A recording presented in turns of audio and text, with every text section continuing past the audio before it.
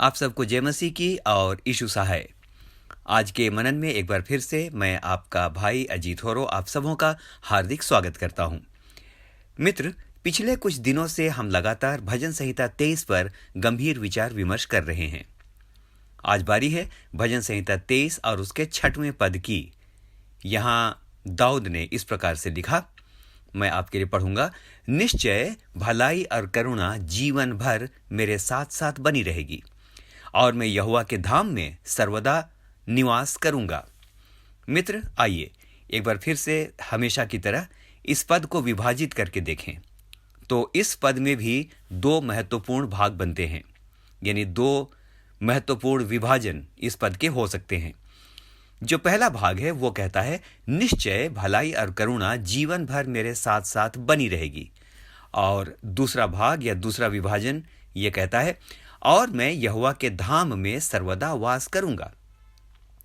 तो पहला भाग कहता है कि मेरे जीवन भर, रिपीट करूंगा, मेरे जीवन भर उसकी भलाई और करुणा लगातार मेरे साथ बनी रहेगी।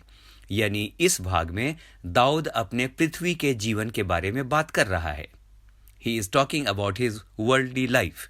जबकि दूसरे भाग में वो कहता है, और मैं यहोवा के धाम में सर्वदा वास करूंगा। यानी यहां वह सर्वदा वास करने की बात कर रहा है, यानी जीवन के बाद के अनंत जीवन की बात कर रहा है, अन्यथा वो सर्वदा नहीं कहता। आइए मित्र, अब इस पद की गहराई में चलते हैं। दाऊद ने इस पद की शुरुआत निश्चय शब्द से की है। निश्चय भलाई और करुणा है ना, यहां से शुरू होता है। तो निश्चय शब्द से उसने इस पद की शुरुआत की है। अंग्रेजी में यह पद श्योरली वर्ड से शुरू होता है, और यदि उर्दू अनुवाद में देखेंगे तो लिखा है यकीनन। तो निश्चय, श्योरली और यकीनन शब्द क्या संकेत देते हैं? ये संकेत देते हैं कि दाऊद को परमेश्वर की भलाई और करुणा पर रत्ती भर भी संदेह नहीं है। ध्यान दीजिए मेरे मित्र, भजन संहिता 23 संभवतः तब लिखी गई जब दाऊद एक मामूली चरवाहा था। उसके पास बहुत संपत्ति, साधन और जिसे हम रईसी कहते हैं, यानी धनाढ्यता नहीं थी। वो रईस नहीं था। शायद वह अभाव का भी सामना करता होगा। ऐसी हालत में मैं सोचता हूं कोई और होता तो वो ये कहता, शायद, आई गेस, शायद परमेश्वर की भलाई मुझ पर बनी रहेगी। ऐसा मैं सोचता हूं। लेकिन दाऊद की भाषा में किंतु, परंतु और शायद बिल्कुल नहीं है। उसने पूरे निश्चय के साथ अपने उस उज्जवल भविष्य की घोषणा की जो उसने देखी तक नहीं थी। मित्र, आज के दिन परमेश्वर हमसे भी ऐसा ही विश्वास चाहता है, ताकि हम विश्वास के द्वारा उसकी असीमित आशीषों के वारिस हो सकें। विश्वास के द्वारा हम उन बातों को क्लेम करें जिन चीजों को शायद अभी तक हमने देखा नहीं है। तो हमारे जीवन का एक सूत्र होना चाहिए जब हम परमेश्वर से बात करें, वो सूत्र है निश्चय। मेरे मित्र, यही विश्वास हम भक्त अय्यूब के जीवन में भी देखते हैं। अय्यूब 19 और उसके 25 में वचन कहता है, मुझे तो निश्चय है कि मेरा छुड़ाने वाला जीवित है और वह अंत में पृथ्वी पर खड़ा होगा। मेरे मित्रों, अय्यूब ने यह बात तब नहीं कही जब सब कुछ बहुत सुंदर और अच्छा था। कोई फील गुड फैक्टर नहीं था उसके साथ। वचन बताता है कि अय्यूब ने यह बात तब कही जब वह भीषण त्रासदी से गुजरा। उसकी संपत्ति जाती रही, उसके बच्चे जाते रहे और वो स्वयं एक भयंकर पीड़ादायी चर्म रोग से पीड़ित हो गया। अकेला पड़ गया। मेरे मित्रों, ऐसी स्थिति में वह यह नहीं कहता, ध्यान से सुनिए, ऐसी स्थिति में वो ये नहीं कहता, मुझे तो संदेह है कि पता नहीं मेरा छुड़ाने वाला जीवित है भी या नहीं है। सब कुछ तो जाता रहा, मुझे संदेह है।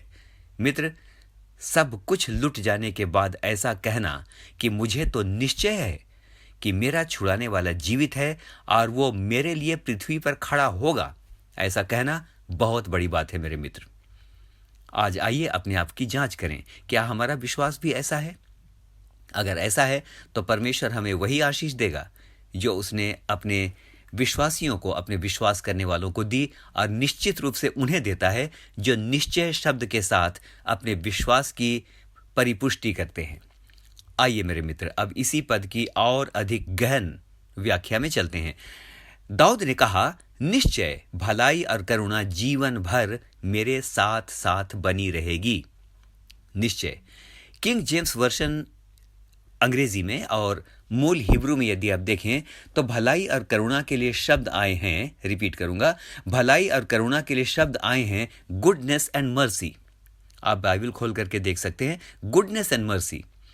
मर्सी शब्द पर ध्यान दीजिए। मर्सी का अर्थ या कोनोटेशन ग्रेस नहीं है। ग्रेस यानी दया, लेकिन मर्सी का अर्थ है दया की पात्रता न होने पर भी दया को प्राप्त करना। मृत्युदंड अपराधी, आप जानते हैं इस बात को, मृत्युदंड प्राप्त अपराधी राष्ट्रपति या राष्ट्राध्यक्षों को ग्रेस एप्लीकेशन नहीं देते हैं, वे मर्सी पिटीशन देते हैं, जिसका सही अनुवाद है दया याचना या रहम की गुजारिश। अगर और थोड़ा नीचे आए तो इस समय मैं इसको ऐसा कह सकता हूं, रहम की भीख। तो मेरे मित्र, मर्सी शब्द पर हमें ध्यान देना चाहिए। दाऊद कहता है mercy shall remain with me. तो इसका अर्थ क्या निकला? दाऊद के कहने का अर्थ है निश्चय परमेश्वर की वो भलाई और वो करुणा, वो मर्सी जिसके मैं योग्य भी नहीं हूं, मेरे साथ साथ हमेशा बनी रहेगी, और वह भी 1, 2, 3, 4 दिनों के लिए नहीं, लेकिन जीवन भर के लिए। हालेलुया। आइए मित्रों, अपने अपने जीवनों को देखें। शायद हम में से कोई भी इस योग्य नहीं है कि जिन आशीषों को हमने पाया है हम सच में उसके योग्य थे, हमारे अंदर सच में उसकी पात्रता थी। ऐसी योग्यता हम में नहीं थी, लेकिन उन आशीषों को हमने पाया है, और आज मैं कहूंगा ग्रेस से तो मिला ही है, लेकिन मेरे मित्र यहां उसकी मर्सी भी काम करती है। मित्र, हम इस योग्य नहीं थे कि स्वर्ग का परमेश्वर हमारे लिए पृथ्वी पर आकर क्रूस की क्रूर मृत्यु का सामना करता, लेकिन परमेश्वर का धन्यवाद हो, हम परमेश्वर का धन्यवाद करते हैं मेरे मित्रों। आइए अब इसी पद के दूसरे हिस्से में चलें, जो बहुत ही महत्वपूर्ण हिस्सा है। गुजारिश करूंगा कि बहुत कंसंट्रेशन के साथ सुनिए, और मैं विश्वास करता हूं कि परमेश्वर आपको आशीष देगा। एक नई व्याख्या आपके सामने आ रही है। दाऊद कहता है, ये उसका दूसरा भाग है, और मैं यहोवा के धाम में सर्वदा वास करूंगा। यहोवा के धाम में, तो इसका अर्थ क्या होगा? सर्वदा शब्द के लिए अंग्रेजी में वर्ड आया है फॉरएवर, यानी हमेशा के लिए नहीं, हमेशा हमेशा के लिए।